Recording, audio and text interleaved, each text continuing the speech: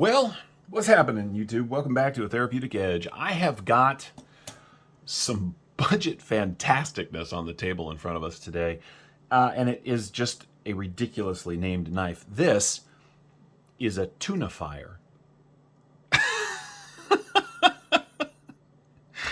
It makes me laugh every time I say it.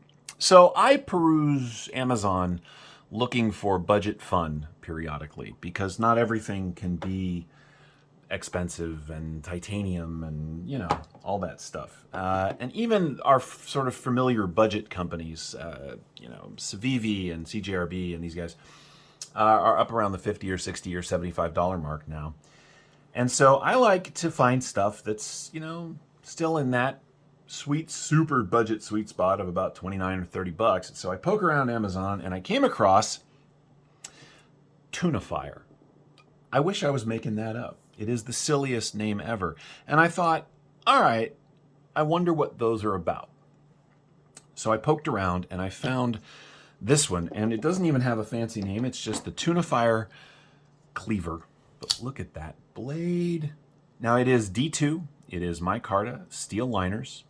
It's got a nice deep carry clip, although the screws are not flush, right? So there's a little stick. They stick up just a little bit, but they are married into the Micarta. It is not left or righty friendly. That is kind of a bummer.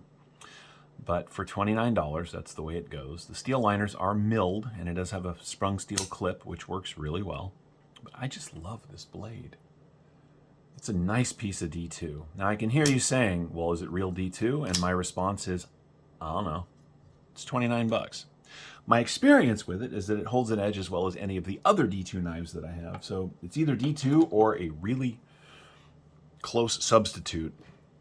And at this stage of the game, even from sort of no-name, Chinese companies like this, my experience has been if they say it's D2, it generally is, with a couple of exceptions, but I don't review those knives. So it's got a really nice choil that you can use your finger on up here. The blade is fantastic. This is a great knife. And it's 29 bucks. It's $29. I love this thing. Let's get some specs out of the way on our $29 Tunafire. You get a little over 3 1/4 inches of cutting on 3 1/2 inches of D2 steel. The grip area from behind the flipper is almost a full 4 inches. If you add that forward choil, it is 4 1/2 inches. The knife itself from end to end is 8 1/16 overall. The closed length, is, what are we looking at? 4 1/2 inches. The closed profile is not great because of the shape of the blade and the flipper tab. So you're looking at almost 1 3/4 inches, right? It takes up a fair amount of pocket space, right? It really does, but who cares? It's a fun knife. The liners are a little proud, as you can see around the Micarta, but they're totally chamfered and smooth. It's very comfortable. It is not dead centered. It came favoring the show side just a little bit, and I haven't done anything to correct that. I'm okay with that.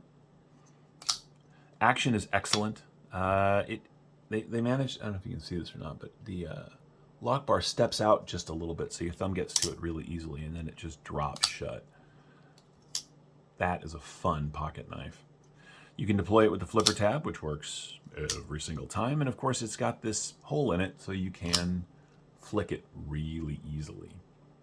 The blade shape, which has a little tiny bit of belly, right, but it is cleaver design, lends itself to your everyday tasks in a really nice way. This is a great box cutter and package opener, all-around utility tool. Now I've had this for, a month, and I've used it quite a bit, and I have had no issues with the edge and no issues with rust on the D2. In short, it's never come loose, right? There's no wiggle in the blade. I like stuff like this. It makes me happy. Now, don't get me wrong. You guys know I love my sort of expensive or really expensive, or really, expensive. I mean, these knives together are $800. I love that stuff, but I also like knives that don't break the bank, that still really, really work. And we have a few coming up, but this is by far the least expensive. It really is. So let's do some size comparisons while we've got it on the table. Here it is against our old friend, the Bug Out. And as you can see, the Tunafire Cleaver is considerably bigger. We've already had some other knives on the table, so let's bring those back. Here it is against the SOCOM Bravo, and as you can see, it's smaller than the Bravo.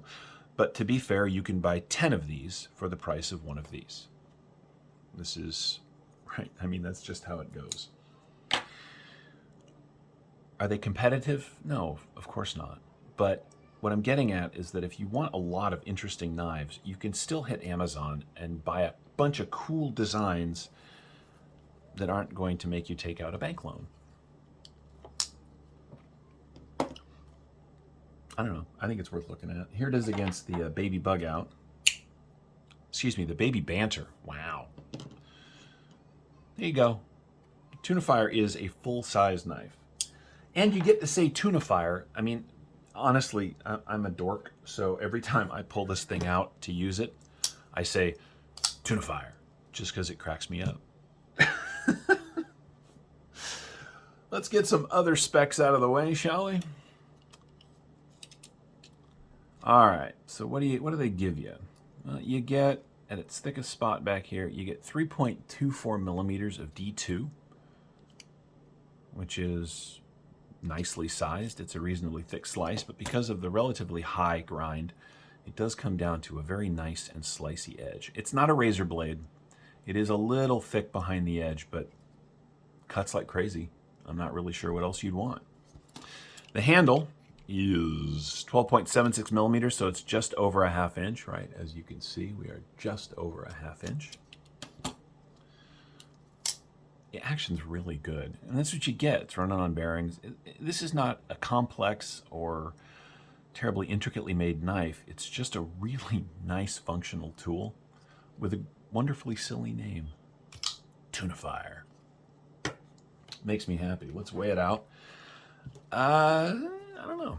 Let's see. I don't think it's going to be that heavy, but I've been fooled before. 4.1 ounces for, 3.5, what did I say? 3 and a little under 3.5 inches of cutting on 3.5 inches of D2. It's not too bad. It's not too bad. What I really want to lean into before we move along is how comfortable it is. The shape of this handle, right, and there's a little bit of milling on the micarta right there, is ridiculously comfortable. The clip does not create a hot spot. You can feel this rise a little bit, but it's not hot spot generating. And if you're holding it this way, right, for like draw cuts, for boxes in particular, this knife is just perfect. And I'm going to say it again for those in the back. This knife is $29. Okay, it's $29.99. It's $30, but it's $29, and it is fantastic for it. It doesn't matter how far along my collection gets. It doesn't matter to me, the Norsemans and the Microtechs and it doesn't matter. I will always have a soft spot in my heart for the budget-friendly sort of Amazon finds, and this absolutely is one of those. If you're looking for a great knife that will not break the bank, that is fun to carry, comfortable to use, attractive, in what have turned out to be very decent materials, I think the Tunafire, any of the Tunafires, but particularly the Tunafire Cleaver here, and I'll put a link in the description, is just a really great choice. This is a great knife. Anyway, there we have it.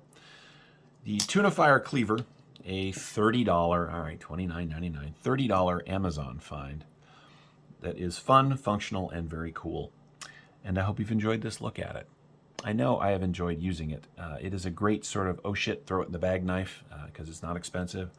It's the kind of knife you can take with you when you go places that if you're worried you might lose or drop your knife. This is an excellent option for that. All right. There we have it, the Tunafire Cleaver. Thank you so much for watching. I hope you've enjoyed this look at this knife. Please subscribe if you haven't done so already, and we'll see you next time.